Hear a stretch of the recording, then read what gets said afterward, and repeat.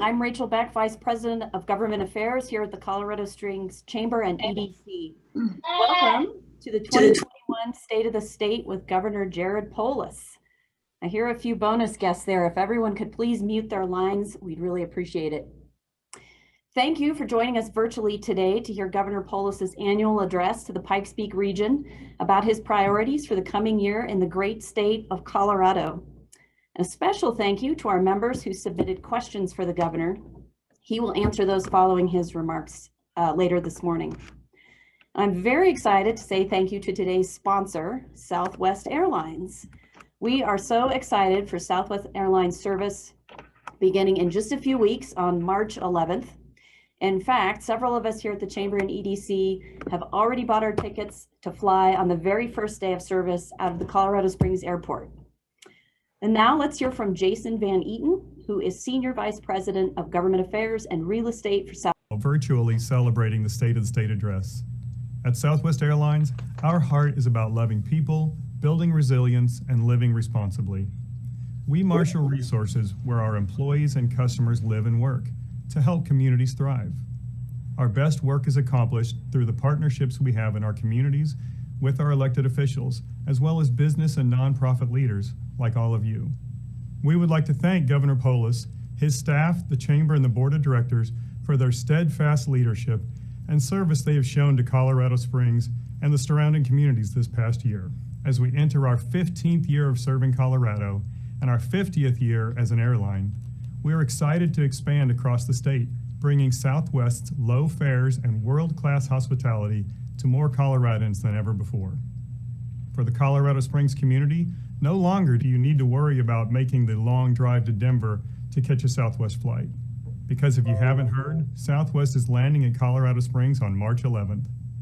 Southwest is committed to offering convenient and affordable travel to the non-stop destinations that matter to the people of Colorado Springs. Our initial flight schedule includes 13 departures a day to Denver, Phoenix, Las Vegas, Chicago Midway, and Dallas Love Field. Not only are these destinations great for vacations, they open up our expansive network of more than 100 cities across the United States and Latin America.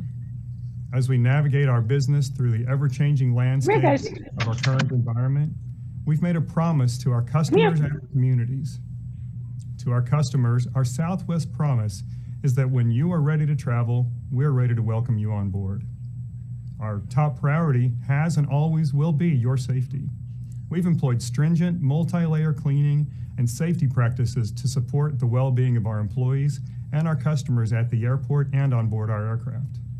We encourage you to visit southwest.com/promise to learn more and know that we're doing our part today to be ready to welcome you back when you're ready to travel. And to our communities, we're more than an airline, we're your neighbor.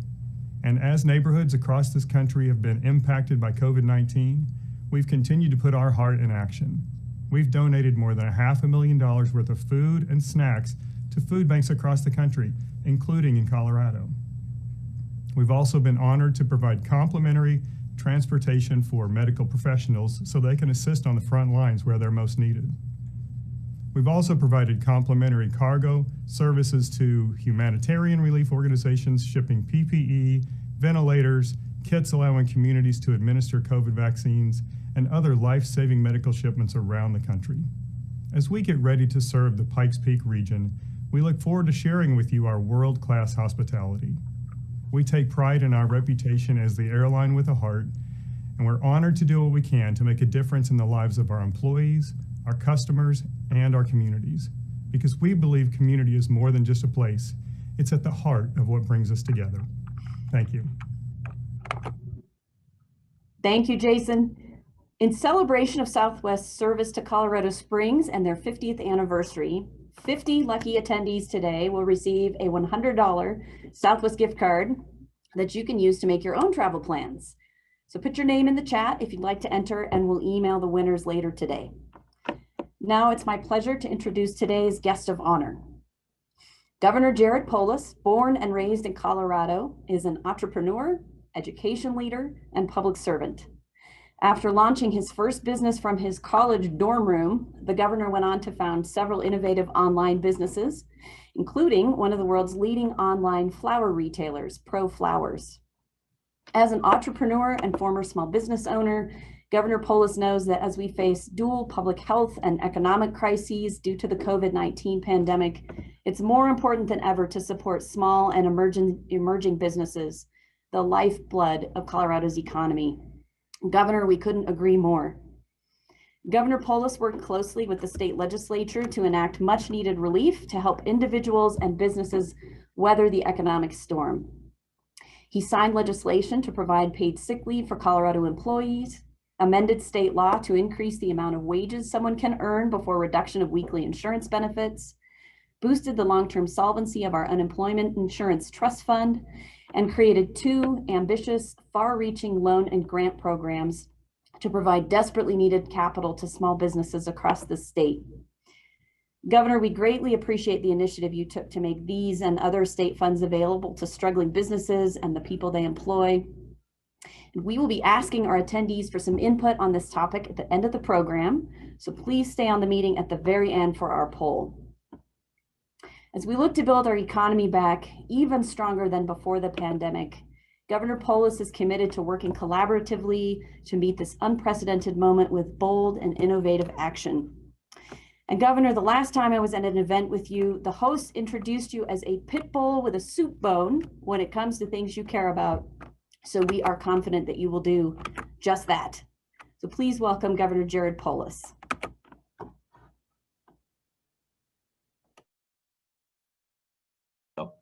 The host had to unmute me. I think Chris did, so I'm in. Rachel, thank you for the kind introduction. I can't wait to see everybody again in person for next year's event. I enjoyed speaking with you last year. And I was in Colorado Springs, of course, regularly. Was there 2 weeks ago delivering Binax tests to teachers. As you know, getting kids back to school full time has been one of our top priorities for many months, and Colorado's doing much better than many other states. I was shocked to see that I think only 8% of kids in California are back in school. Coloradans, almost all are back to school. Some of the high schools are still hybrid, but the K-8s are nearly all back. And I'm proud to say that many Colorado school districts, in fact, the majority of Colorado school districts have actually been in session all year, including some El Paso County districts, obviously subject to, 14-day quarantine periods and other brief times when kids had to go online. But we're really excited about being one of the leading states in helping kids get back to school safely, because the ramifications are more than just the kids' education. That should be enough. Kids' education, it's our future. It's really why I'm in public service, but it is so much more. It's actually about people being able to work. It's about people being able to have their social emotional needs met. We've seen the lowest rate of women participation in the workforce since 1985. That's a national statistic. Why? Because in many, many families, when obviously the schools aren't in, if both one parent simply can't work, and more often than not, that's the woman, obviously, in some cases it's the man as well. But this is a big problem. So for gender equity in the workplace, for to have a workforce, people have gone on to unemployment simply because they couldn't leave their 7 or 8-year-old kid at home alone. And of course, the kids' education first and foremost, because while online works for many, and there's of course students who have been fully online for years, it's not optimal for many students, especially some of the younger students. And so, like a lot of things, though, when you're given lemonade, when you're given lemons, you make lemonade. I'll just give 2 examples. I'll come back to education in a moment. But as a state, we are going to reduce our office footprint by over 1 million square feet. We are going to sell or get rid of our leases for over 1 million square feet, saving taxpayer money and increasing efficiency of our operations. How? It's because before the crisis, we were about 1% telecommuting. We went up to 70% telecommuting. Remember, there's some state jobs that can't telecommute, right? We have prison guards. We clear the roads after a snow, like last night. You can't phone that one in. But We're now at about 60% telecommuting. Our typical office jobs are, being done remotely. Now, that is too high in the sense that over time, we actually lose productivity if we're at 60, 70%. But we believe, and I believe, like many companies that are going through this process themselves, we think our new normal will be about 20 to 30% telecommuting. So for many state employees, that means, being able to work from home 2 days a week if they choose, increasing employee morale, retention, productivity. But also having that in-person component, the water cooler talk, the in-person meetings, the part that we're missing now. So I think we can get the best of both worlds. Bridging back to education, I think it's the same thing. I think this accelerated trends that were occurring anyway. There's been kids online for 20 years in some form, some in hybrid. But I think what we're learning through this, again, too much of a good thing, not good, but that new normal will help normalize the types of opportunities that can be done through personalized education online that'll become a bigger part of the new normal in 1 year, in 5 years, in 10 years.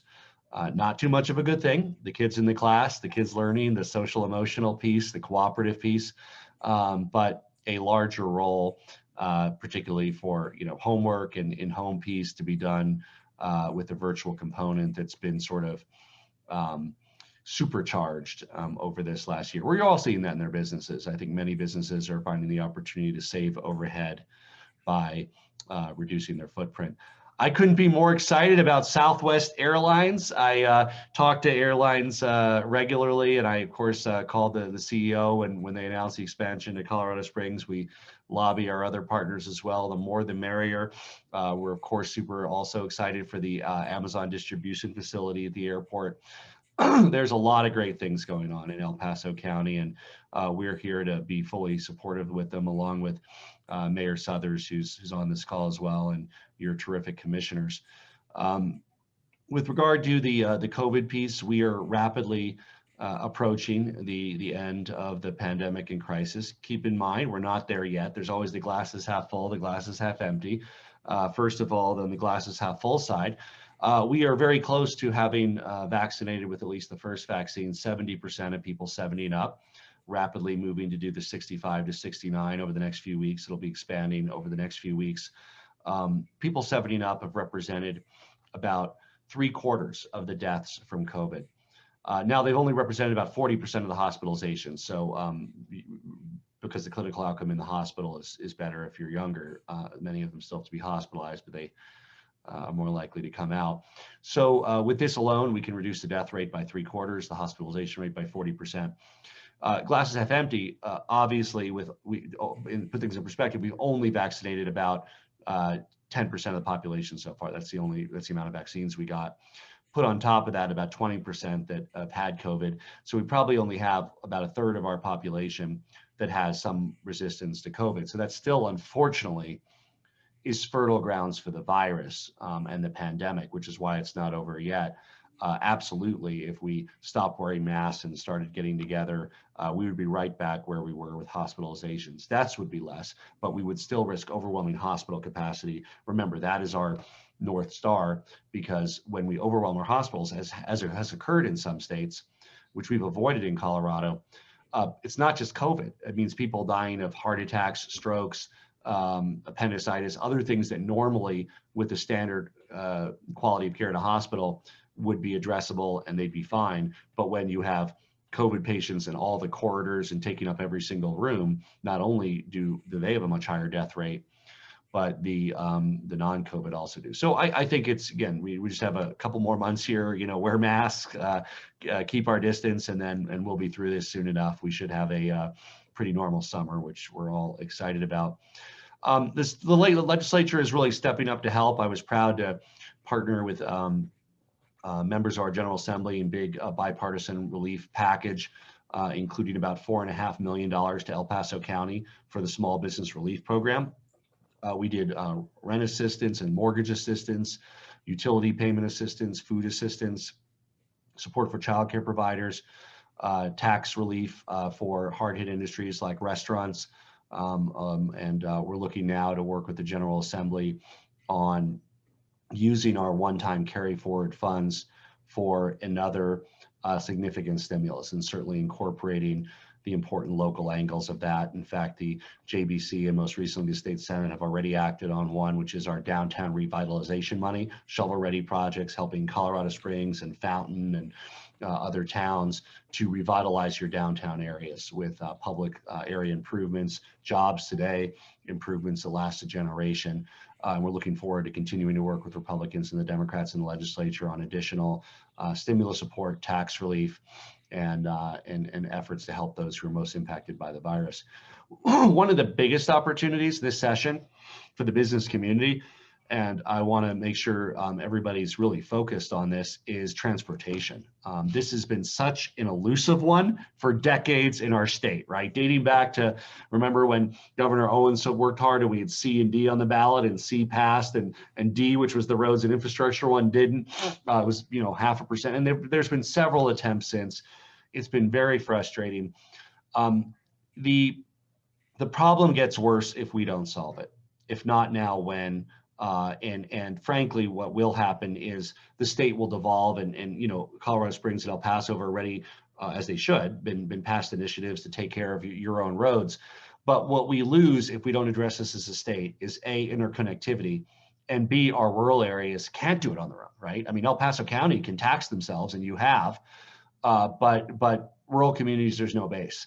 And then, frankly, when El Paso community tries to do it themselves, you lose the interconnectivity. What about people who live in Douglas and go to Colorado Springs? People that live in Pueblo commute to Colorado Springs. I mean, there's a big added value to interconnectivity, and of course, everybody who likes to go skiing or go to the mountain areas, and who's going to do that. So there's a huge opportunity, and I think we're making good success. As you know, Colorado Springs was recently named the most desirable city to live in America by U.S. News and World Report.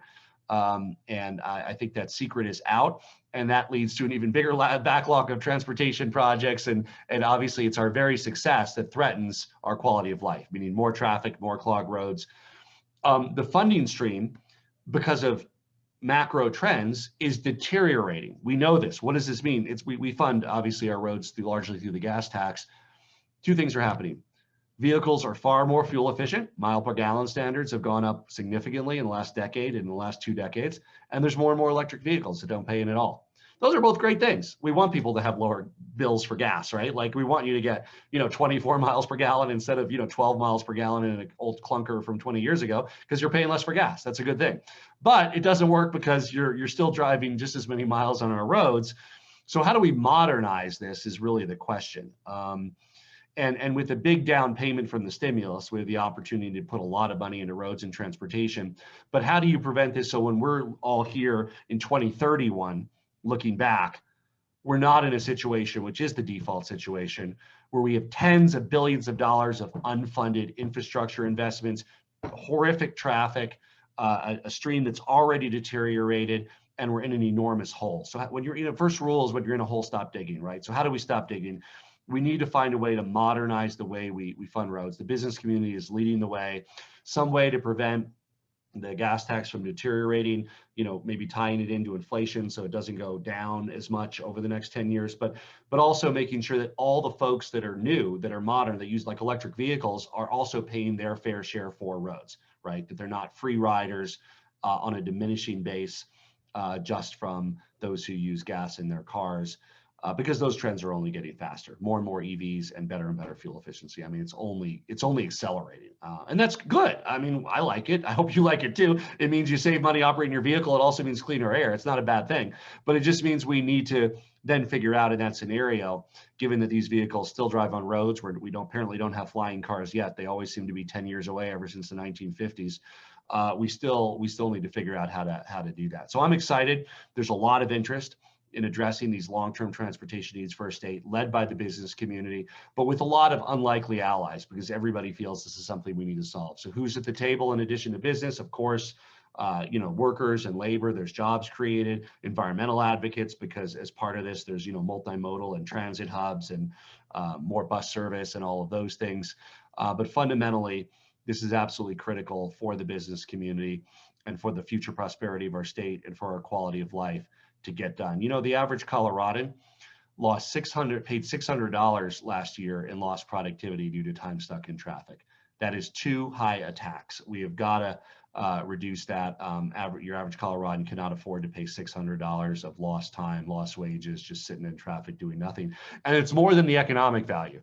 Some of you might be parents, right? Like, what about missing your kid's soccer game, right? I mean, how do you put a price tag on that? That's not in the economy, but that is a price tag for you, right? So, I mean, it's about our families in addition to being about the economy. We're also proposing that we do some significant efforts to reduce compliance costs for small businesses with regard to our tax code. We want to, and we're working with legislators to eliminate the business personal property tax for tens of thousands of small businesses under a certain threshold. That reduces paperwork, obviously saves the money on taxes themselves, but even more importantly, the costs of preparing that filing and the onerous tax requirements. So there would be no paperwork on that for tens or even hundreds of thousands of Colorado small businesses. There's currently a sort of a donut hole where some seniors pay tax on their Social Security through no fault of their own. We want to eliminate the state tax on Social Security for seniors. They've earned it. It's their money. We want them to reinvest it in our stores and in our restaurants and have that money to spend, not to let it go to the government through a tax through no fault of their own. And of course, also, we feel that we can make a major dent in childhood poverty by having a per child tax credit for hundreds of thousands of Colorado families, $600 per child tax credit, which will help our families that have the extra expenses of having kids at home. Look, we have an enormous opportunity in the aerospace industry. I've worked closely with Mayor Suthers and so many others, and I know that we all have a bit of disappointment over recent events.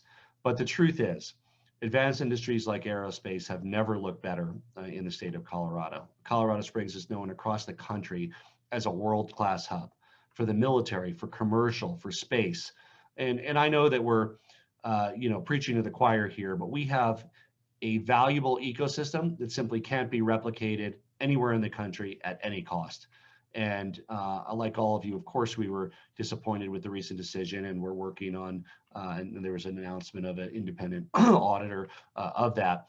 But we know that regardless of the outcome of that, Colorado has a bright future with regard to aerospace, and especially El Paso County at really ground zero. So we're looking to look forward to continuing working with the federal government, local government, business, research institution, educational partners on making sure that Colorado and El Paso County remain front and center in the space economy and the aerospace economy. It's going to take all of us working together to build back stronger. And this has been a tough year for different folks in different ways, right? Obviously, first and foremost, those who paid the ultimate price are in our hearts and minds. Over 500,000 Americans, over 5,700 Coloradans that we'll never see or be heard from again who died from COVID. Beyond that, those who suffered from COVID, who were hospitalized for weeks and months, who are still fighting to regain their health, who had a tough time. But beyond that health impact, this is so much broader. It's the economic impact. It's people who've lost their jobs or had their hours reduced because of COVID. It's people who are paying the social and emotional price, right? Like, look at so many of our seniors who, until they've been vaccinated, have had to live in virtual isolation because of the extreme risk of them going out. I was on hand when they gave some of the very first shots at our long-term veterans care facility in Aurora. And it was so exciting to see so many of these seniors. And of course, despite their best efforts, they too have suffered loss. I think they lost 8 people to COVID. But largely, they took extraordinary efforts to protect our Vietnam War veterans, our Korean War veterans who live there. They're finally going to be able to have their movie nights, their poker night, those kind of social events that make life worth living, to hug the grandkids without having to worry about that being a death sentence.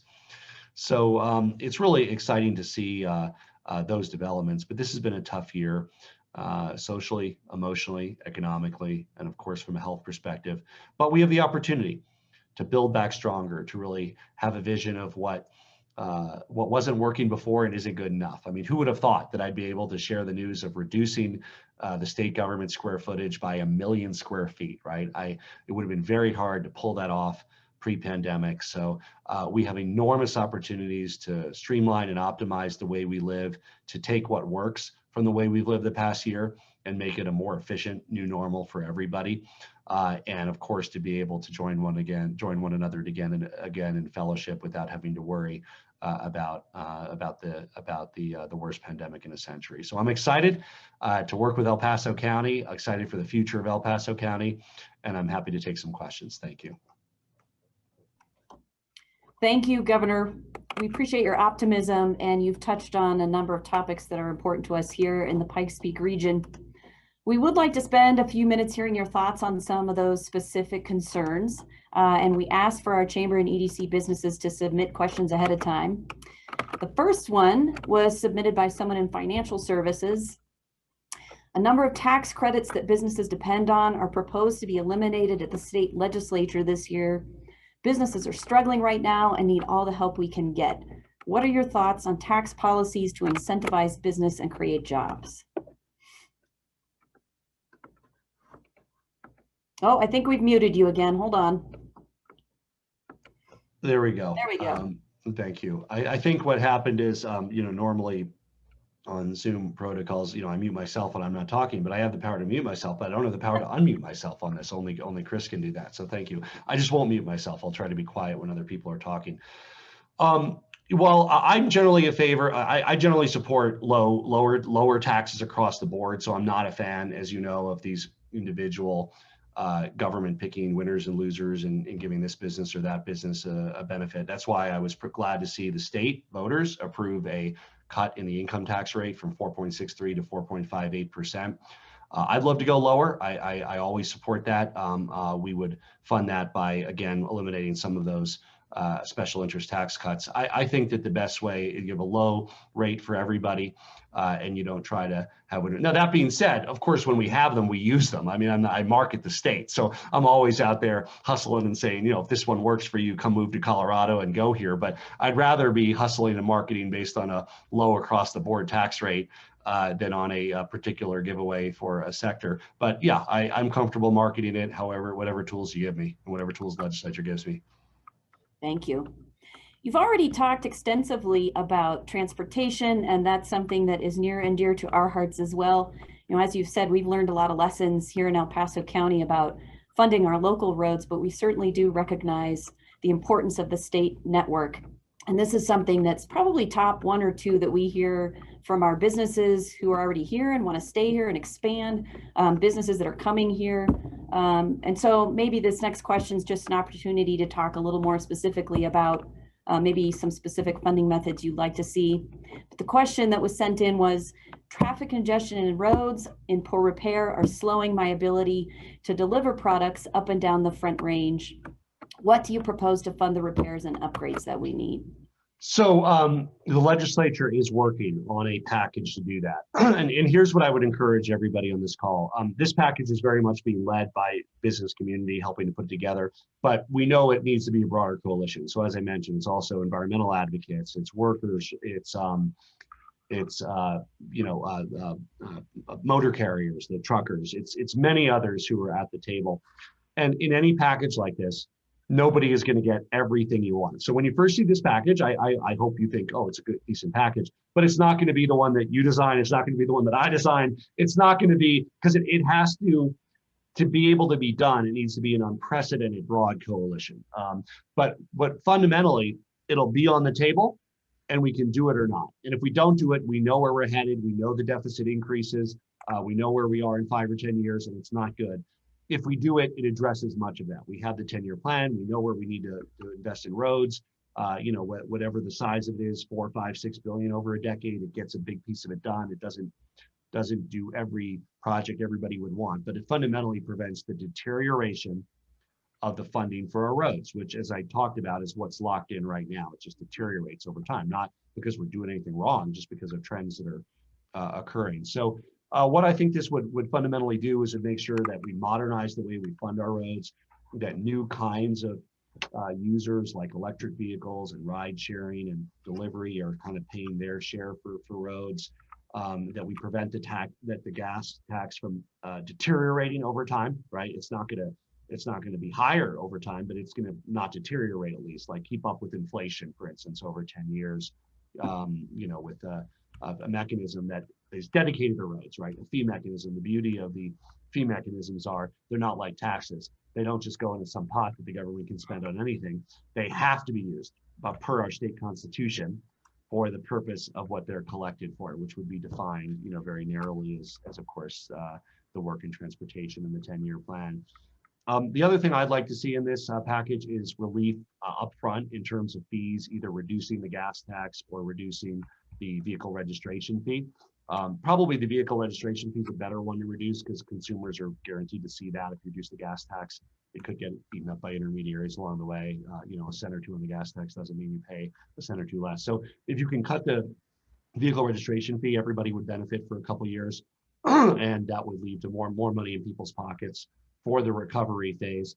And we have a lot of funding for transportation one time anyway, so we don't need that money for the next year. We have the stimulus money, we have the one-time money. We actually can't spend more really in the next year on transportation. You can only spend so much, but then there's a huge cliff and then there's like nothing if we don't fix it. So, and transportation is not something you fix in 1 year. This is a 10-year deal. This is ongoing, right? Like you can't just say we're spending a bunch of, and then the other piece of it is what the level of general fund commitment over time is. And that's one the business community, wants more and has negotiated for kind of the most that they can get in this. But kind of what, in addition to these revenues from the modernization, how do you match that with the most sort of general fund commitment that you can do over time to get overall a package that can really make a major dent in this. So a lot of work. It's not going to be perfect in anybody's eyes, but I think that when the opportunity to get it done presents itself, I know a lot of folks are going to be pretty excited about working to fix this vexing problem. Thank you. Well, you can count us among those enthusiasts. We've been working with business groups across the state for a number of years on this. And Senator Winter and Representative Gray came to our advisory council a couple of weeks ago to talk with us about what we're seeing and what we're looking for. But I think that's more specifics than I've heard any of us really talk about, so thank you. One of our hoteliers asks, the special events and hospitality industry, caterers, planners, hoteliers, and so forth, rely on bookings 6 months out. How can we help us with consumer confidence messaging so that we stop losing conferences to Texas and Florida? Yeah, I mean, I can say whatever I do, and I certainly think that we'll be back, to relative normal by, May or June. So I think if you're talking 6 months out, I can't imagine there'd be any statewide restrictions on gathering or travel or anything like that. Doesn't mean that, different counties and cities aren't putting restrictions in. They are, but we're almost out of that business statewide. And as we get to more and more vaccinated folks, I know that we'll be able to get out of that business entirely. Our main concern statewide has always been overwhelming our hospitals, and while we avoided it, thankfully. It got pretty tough there for some days in December. It was really touch and go. We were very close to capacity, and including in El Paso County. We're in a great spot now, and that's why all of those things have loosened up in terms of gatherings. And if El Paso County is a lot of counties are kind of getting into the blue, kind of the least restrictive state. And I think you're yellow, but soon blue, hopefully, if the trends continue. But the point is, though, if we ease up on the mask wearing or social distancing, it still will reverse. There's still not enough people that are immune to keep this thing in check. So I'm worried about the next month or two. I mean, there's no reason from an epidemiological perspective that there wouldn't be a third spike, but then we will be through that. The vaccine supply is increasing rapidly, and as I said, sometime early summer, May, June, the state should be out of that business entirely. Thank you.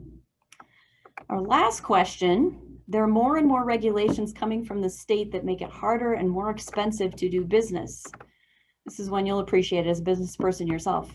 On a long-term basis, how do we ensure Colorado remains a great place to do business and ensure that we're able to hire people and address our high unemployment?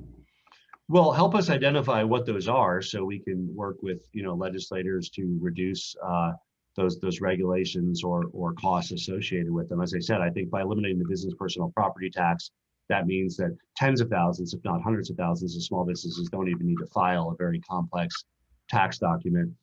In addition to actually saving them the cost of the tax itself. So just let us know what they are. I mean, sometimes there's a purpose for them. And then you say, well, how do you get at that purpose in a way that's, less honorsome and doesn't require as much paperwork? And sometimes there's a better solution, like you just measure the outcome or rather than the input.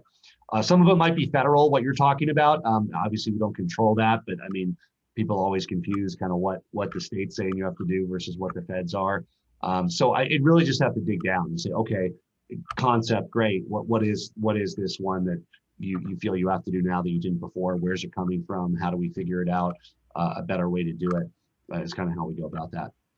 All right, we will take you up on that offer. And I know a number of our businesses have expressed appreciation that you were willing to take a time out from some of those during the pandemic, and that was really helpful. I think certainly the first thing we can do is not to add more as we're all recovering. Yeah, so the pandemic did provide, just as we talked about, what can be sort of locked in long term. There's a lot of these business regulations that just sort of existed by their own momentum and don't really serve any purpose that we can get rid of. So like we already got rid of the barriers to telehealth, right? I put those in an emergency order. They came in the special session and signed it. We're trying to do for veterinary medicine too, right? Like, so more of it can be done virtually, but also it's things like liquor delivery, which was illegal for restaurants to have. So now there's a bipartisan bill to prevent that barrier. So there's a lot of these things. We got to ease up on a lot of regulations by executive power, but I only have the power to do that for 30 days and only during the emergency. So that's rapidly ending. And if we want to lock in some of this regulatory forbearance, we need to do it through the legislative and legal process. All right, well, Governor, I know you must get back to the business of the state, so thank you so much for I just want to hit, Craig asked about the Colorado Springs utility. This thing is a disaster, let me tell you. Not specifically the Colorado Springs utility, although it sounds like they did a little bit worse than some of the others. 95 million is a lot for Colorado Springs. Basically, there were enormous fluctuations in natural gas prices, which, by the way, show the hidden costs of reliance on natural gas with regard to our fuel system. And this has been worse in states like Texas, where many utility customers will have $3,000 or $4,000 worth of fees. But here in Colorado, it hit all the states in the region. I have my staff tracking it down, 15, 20 states. Colorado less than many others. But what I put out in a letter yesterday is I think that utilities, and you're in a different position because it's your utility. So most of what we're talking about are the state regulated utilities. In your case, it's, as I say, it's kind of the Colorado Springs, the socialist mecca, actually has their own government-run utility, go figure. But most of us in the state believe in the private sector, have the private sector. But what we do is, like, a utility shouldn't just expect to pass that cost along to consumers. Before they should have to do everything they can to reduce usage. And we have examples of utilities like Platte River that said they just asked nicely, please everybody, turn your thermostat down a few degrees. We're running into trouble here. Turn your lights off if you don't need them. And they responded. Their customers, I think, reduced usage by about 10%. There's even more urgent ways of doing that to get more reduction in usage, meaning reverse 911s, emails to everybody saying, please, please, please, like you elevated up. You got to cut usage. You got to cut usage. You should exhaust all of that before you expect ratepayers and customers to have to pick up some unfunded piece. So that was kind of the nature of my letter. It's a little different for Colorado Springs. It's a municipal, but as I said, more focused on the state, the private ones. I'm going to do my best to protect ratepayers. I think the discussion in Colorado Springs will be how long do we spread it across, or how do we do it? Maybe there's a lawsuit.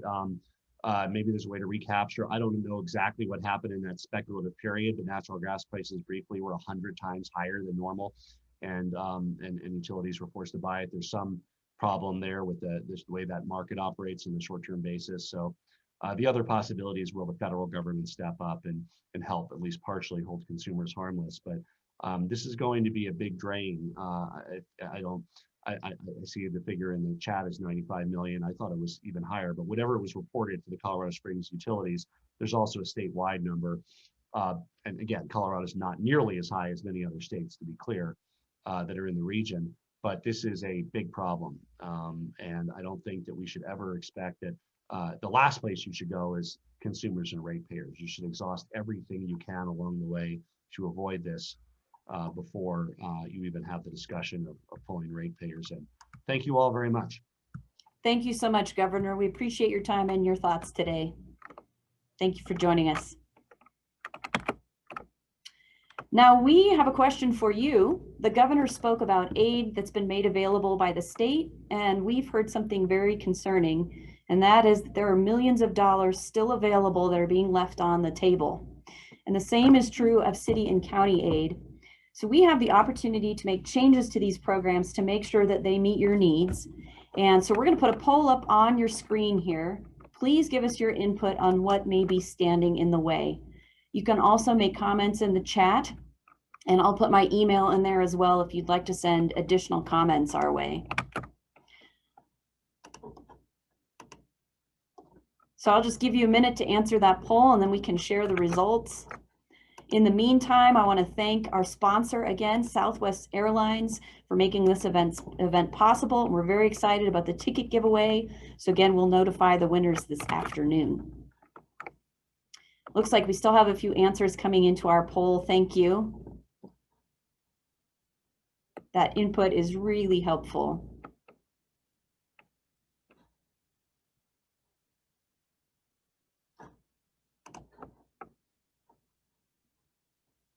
So it looks like answers are slowing down. I'll just share what I can see so far. Has your business applied for local, state, or federal aid? It's about 44% yes and 56% no. If you haven't applied, why not?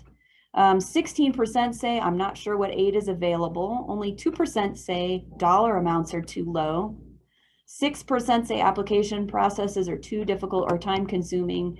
And a whopping 80% of you said there's another reason. So please, again, share in the chat or email me. I'd really love to know what is standing in the way of you accessing that aid.